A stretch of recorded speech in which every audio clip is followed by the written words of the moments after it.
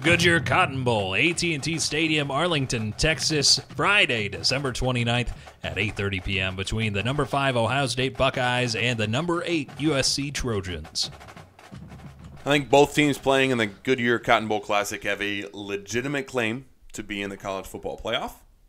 Both won their respective Power 5 conference championship games. Both had only 2 losses on the season, and both are really traditional national football powers. Ohio State and USC, really everyone knows them as being great pretty much every year.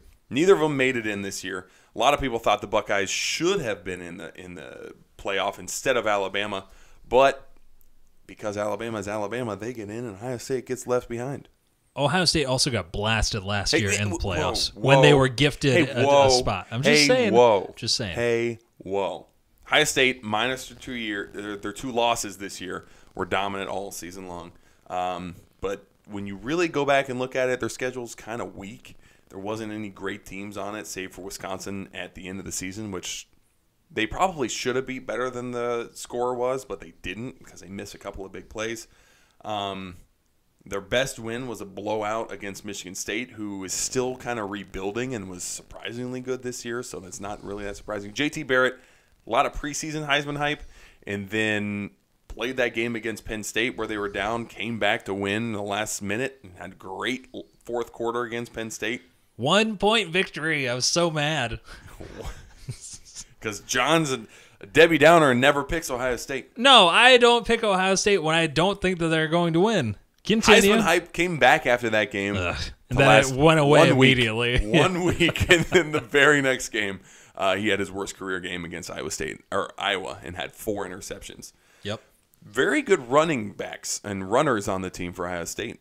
JT Barrett, very good runner. Returning starter Mike Weber had a great season that was kind of hampered by injuries. And then really the freshman phenom J.K. Dobbins is the one to look out for here. He's very good in all aspects of the game. Dobbins? Dobby. He broke the Big Ten record that was previously held by Ohio State's Maurice Clarett. He broke it with 1,364 rushing yards. And 4 AK-47s in his backseat. That was Maurice Clarett.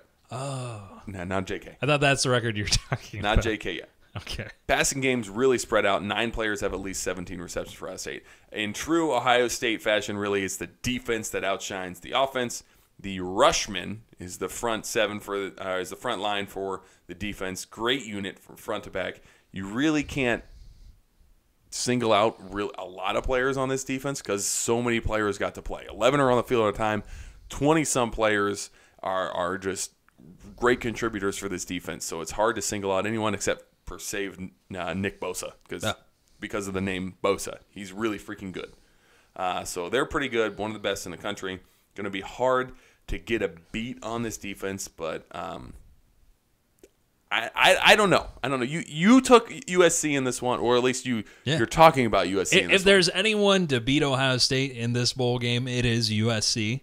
I think they match up pretty well. USC does. The Trojans are led by a quarterback who would be honored to play for any team, as he said in an interview earlier this week, Sam Darnold.